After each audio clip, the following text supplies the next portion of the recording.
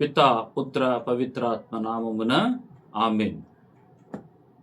మత్తయి సువార్త 12వ అధ్యాయం 1వ వచనము నుండి 8వ వచనము వరకు. పిమ్మట యేసు ఒక విశ్రాంతి దినమున పంట పొలములో పడిపోవుచుండ శిష్యులు ఆకలిగొని వెన్నులను త్రుంచి తినసాగిరి. పరిసయ్యులు అది చూచి, ఇదిగో నీ శిష్యులు విశ్రాంతి దినమున నిషేధింపబడిన పనిని చేయుచున్నారు అని యేసుతో పలికిరి. అందుకు ఆయన వారితో, దావీదును అతని అనుచరులను ఆకలిగొనినప్పుడు ఏమి చేసినది మీరు చదవలేదా? దేవుని మందిరములో ప్రవేశించి అర్చకులు తప్ప తాను కాని తన అనుచరులు కాని తినకూడని అచట నుండు నైవేద్యపు రొట్టెలను అతడును అతని అనుచరులను తినిరి కదా. దేవాలయములో యాజకులు విశ్రాంతి దినమున మిశ్రమ విధిని ఉల్లంఘించుచు నిర్దోషులగుచున్నారని మోషే చట్టమందు మీరు చదవలేదా? దేవాలయము కంటెను అధికుడగు వాడు ఇక్కడ ఉన్నాడని మీతో చెప్పుచున్నాను. నేను కనికరమును కోరుచున్నాను, బలిని కాదు అను వాక్యమందలి భావమును మీరు ఎరిగిన ఎడల నిర్దోషులను మీరిట్లు నిందింపడు. మనుష్య కుమారుడు విశ్రాంతి దినమునకు అధిపతి అనెను. క్రీస్తునాథుని యందు ప్రియ సహోదరి సహోదరులారా, క్రీస్తు ప్రభు విశ్రాంతి దినమున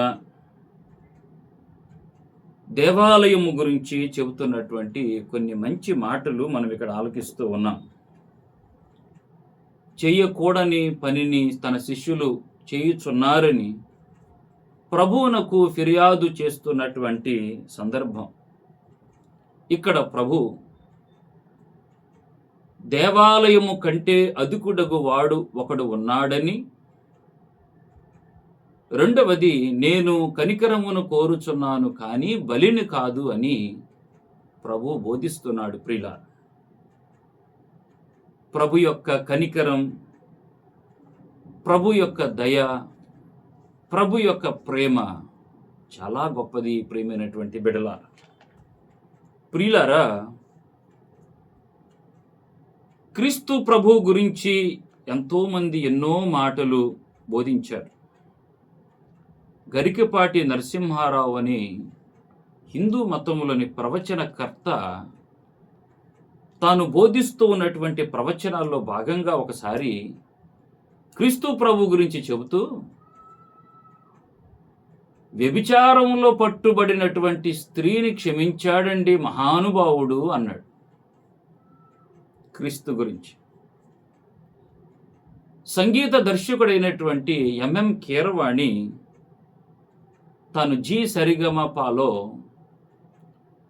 తాను జడ్జిగా ఉన్నప్పుడు క్రిస్మస్ ఆ సందర్భాలలో క్రీస్తు ప్రభు గురించి మాట్లాడమని అడిగితే ఆయన చెప్పినటువంటి మాట, క్షమాపణ అనేటటువంటి ఆ గుణాన్ని పరాకాష్ఠకు తీసుకెళ్ళినటువంటి దేవుడు క్రీస్తు ప్రభు అని ఎంఎం కీరవాణి దర్శకుడు అన్నాడు. ప్రియుల జార్జ్ బుష్ అన్నాడు, దయా కనికరము క్రీస్తు ప్రభువులో తేట తెల్లముగా కనపడుతున్నాయి అన్నాడు.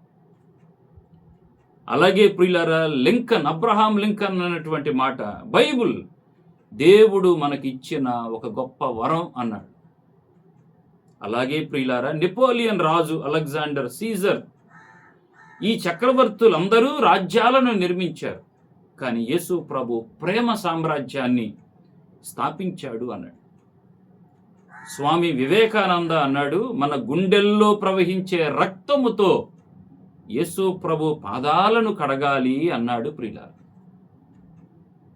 మదర్ తెరెసమ్మ అంది, నేను సాటి మనిషిలో యేసు క్రీస్తును చూస్తాను, వారిలో కనిపించే యేసునే ప్రేమిస్తాను అన్నాడు. ఎంతో గొప్ప ఉదాహరణలు ప్రియులారా, క్రీస్తు ప్రభు గురించి, క్రీస్తు ప్రభు ప్రేమను గురించి చెప్పబడినటువంటి మాటలు. ప్రియులారా, ప్రభు యొక్క ప్రేమ ఎంత గొప్పగా మానవాళి మీద చూపించబడుతుంది. ప్రియమైన బిడ్డలారా, ప్రభు కనికరాన్ని చూపిస్తున్నాడు. పాత నిబంధనలో ఎవరినైతే పాపాత్ములుగా, ఎవరినైతే దోషులుగా, ఎవరినైతే దేవాలయమునికి రాకుండా చేశారో అటువంటి వారందరినీ కూడా నూతన నిబంధనలో వచ్చినటువంటి క్రీస్తు ప్రభు దేవాలయంలోకి తీసుకొచ్చాడు, సంఘములోకి తీసుకొచ్చాడు, కుటుంబంలోకి తీసుకొచ్చాడు. అనారోగ్యముతో ఉన్నటువంటి వారిని ఆరోగ్యవంతులను చేశాడు, అసత్యములో ఉన్నటువంటి వారిని సత్యంలోకి తీసుకొచ్చాడు, చీకటిలో ఉన్నటువంటి వారిని వెలుగులోకి తీసుకొచ్చాడు, సాతాను దగ్గర ఉన్నటువంటి వారిని దేవుని దగ్గరకు తీసుకొచ్చాడు. ప్రియమైనటువంటి బిడ్డలారా, లేవియ కాండంలో 21వ అధ్యాయం 18వ వచనంలో వికలాంగులు అనగా కుంటివారు, గుడ్డివారు, ముఖమునందు గాని శరీరమునందు గాని కురూపులు, చేయి కాలు లేని అవిటివారు, గూనివారు, మరుగుజ్జులు, నేత్రవ్యాధి, చర్మవ్యాధి నాకు నైవేద్యములు అర్పింపరాదు. లేవియ కాండం 13వ అధ్యాయం 45వ వచనం, కుష్ఠరోగి చినిగిన బట్టలు తాల్చి తల విరబూసుకొనవలయం, అతడు పై పెదవి మీద చేయి మోపి అశుద్ధుడను అశుద్ధుడను అని కేకలు పెట్టవలెను. కుష్ఠరోగం ఉన్నంతకాలం అతడు అశుద్ధుడే, అతడు ఏకాంతముగా శిబిరము వెలుపల జీవించవలెను. బయట ఉన్నటువంటి కుష్ఠరోగిని ప్రభువు వెళ్ళి చూడటమే పాపం, తాకటం మహాపాపం. ప్రభు చూశాడు, తాకాడు, స్వస్థపరిచాడు, సంఘములోకి తీసుకొచ్చాడు, కుటుంబములోకి తీసుకొని వచ్చాడు. ప్రియమైనటువంటి బిడ్డలారా, మత్తయి సువార్తలో 8వ అధ్యాయం 2వ వచనంలో కుష్ఠరోగి మోకరించి, ప్రభు నీకిష్టమైతే, నీకిష్టమా స్వస్థుడవు కావటం? 3వ వచనములో అన్నాడు, నాకిష్టమే. ప్రభు స్వస్థపరిచాడు. ప్రియమైనటువంటి బిడ్డలారా, ఎంతో మందిని ప్రభు ఈ విధంగా స్వస్థపరిచి వారందరినీ కూడా దీవించాడు, కనికరాన్ని చూపించాడు. ప్రియమైనటువంటి బిడ్డలారా, లూకా సువార్త 14వ అధ్యాయం 13వ వచనంలో, నీవు విందు చేయునప్పుడు పేదలను, వికలాంగులను, కుంటివారిని, గుడ్డివారిని పిలువుము, వారు నీకు ప్రతిఫలమును ఇయ్యలేరు. నిన్ను ప్రేమించే వారిని మాత్రమే ప్రేమిస్తే దానిలో ప్రత్యేకత ఏమున్నది? నీకు శుభాకాంక్షలు చెప్పినటువంటి వారికే తిరిగి నువ్వు శుభాకాంక్షలు చెబితే దానిలో ప్రత్యేకత ఏమున్నది? అందుకే ప్రభు అంటున్నాడు, ప్రియులారా, మత్తయి సువార్త 5వ అధ్యాయం 46వ వచనంలో, మిమ్ము ప్రేమించు వారిని మాత్రమే, మీ సోదరులకు మాత్రమే శుభాకాంక్షలు చెప్తే దానిలో ప్రత్యేకత ఏముంది? నిన్ను ద్వేషించే వాడిని కూడా ప్రేమించు. ఇది క్రీస్తు ప్రభు మనకు నేర్పినటువంటి ఒక గొప్ప విధానం. ప్రియమైనటువంటి బిడ్డలారా, క్రీస్తు ప్రభు ఎంత ప్రేమమయుడో, ఎంత కరుణామయుడో, ఎంత దయామయుడో, ఎంత కనికరం కలిగినటువంటి వాడో నీకు తెలియాలంటే 3 సిలువ మీద నీకు కనపడాలి. చాచినటువంటి చేతులను చూసి ప్రభు ప్రేమ ఎంతో నీకు తెలియాలి. యోహాను సువార్తలో 10వ అధ్యాయం 10వ వచనంలో ప్రభు అంటాడు, నేను వచ్చింది జీవాన్ని ఇవ్వటానికి, దాన్ని సమృద్ధిగా ఇవ్వటానికి. చాచినటువంటి చేతులను చూస్తే నీకు అర్థం కావాలి ప్రభువుని యొక్క ప్రేమ చాలా గొప్పదని. తెరచినటువంటి హృదయాన్ని చూడు,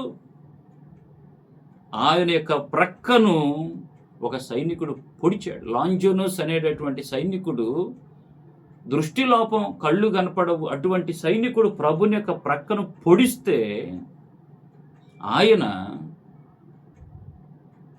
దృష్టిలోపం పోయి స్పష్టంగా దేవుణ్ణి, లోకాన్ని చూడగలిగాడు.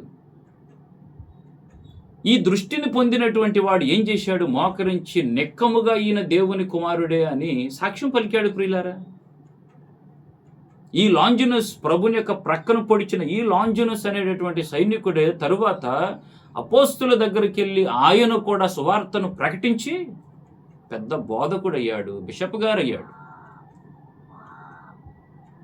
3వది, ప్రభు యొక్క హృదయంలోంచి చిందినటువంటి రక్తం సకల మానవాళి మీద ప్రోక్షించబడింది, చిలకరించబడింది, మనం పరిశుద్ధులమయ్యాం.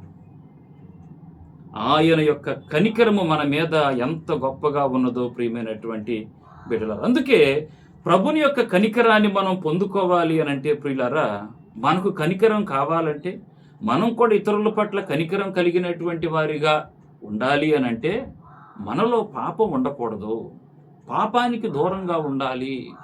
నాలో ఉన్న పాపాన్ని తీసివేయి ప్రభు అని ప్రభుని అడగాలి. అలా అడగకుండా ఉంటే, దేవాలయానికి వెళ్ళకుండా ఉంటే, ప్రభు ఇక్కడ అంటున్నాడు దేవాలయము కంటే అధికుడు ఇక్కడ ఉన్నాడు. ప్రియులారా, మనుషులు కట్టినటువంటి దేవాలయాలలోకి మనం వెళ్ళి ఇక్కడ దేవుడు ఉన్నాడని వెళ్ళి ప్రార్థన చేస్తున్నాం.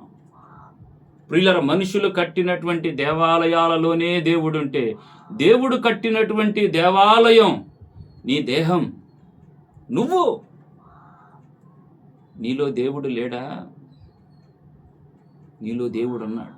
అందుకే ప్రభు నీవలే నీ పొరుగు వారిని ప్రేమించు అని అన్నది దేనికోసం?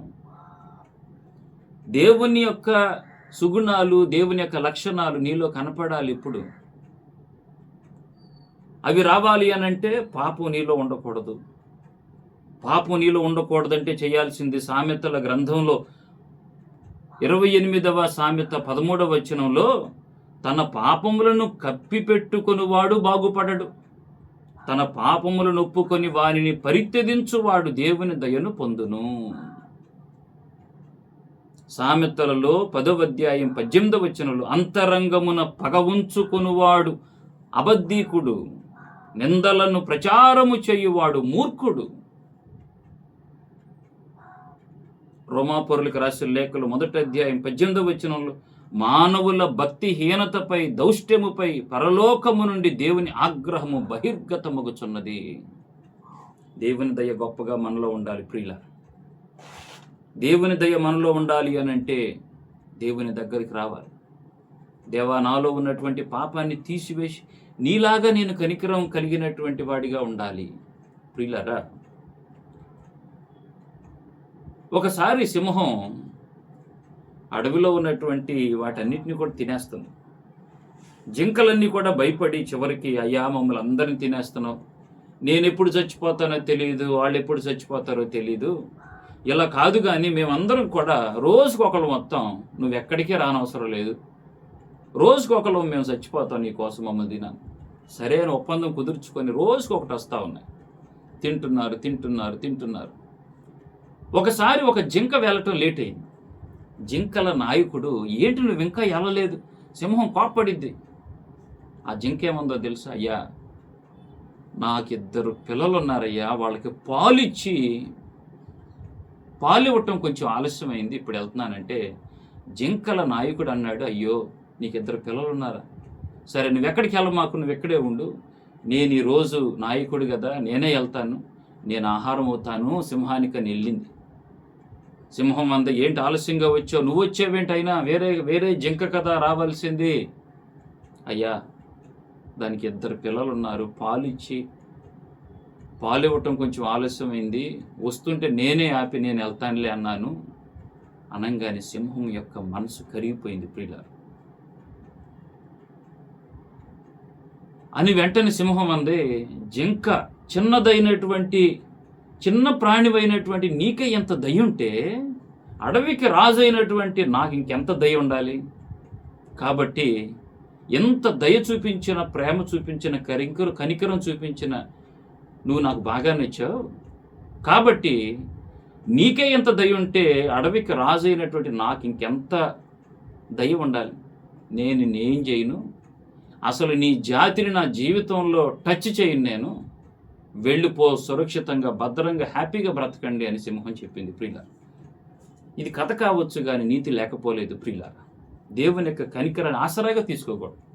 దేవుడు క్షమిస్తున్నాడు అని అంటే నిన్ను ప్రేమిస్తున్నాడు అని అర్థం. కాబట్టి ఆ ప్రేమను మనం చులకన చేసుకోకూడదు, దాన్ని కాపాడుకుందాం. దేవుడు మనందరినీ కూడా దీవించాలని ప్రార్థన చేద్దాం. ప్రభువు మీతో ఉండునుగాక, మీ ఆత్మతోనూ ఉండునుగాక. సర్వశక్తి గల సర్వేశ్వరుడు పితా, పుత్ర, పవిత్రాత్మ మీ అందరినీ ఆశీర్వదించి దీవించునుగాక. ఆమేన్.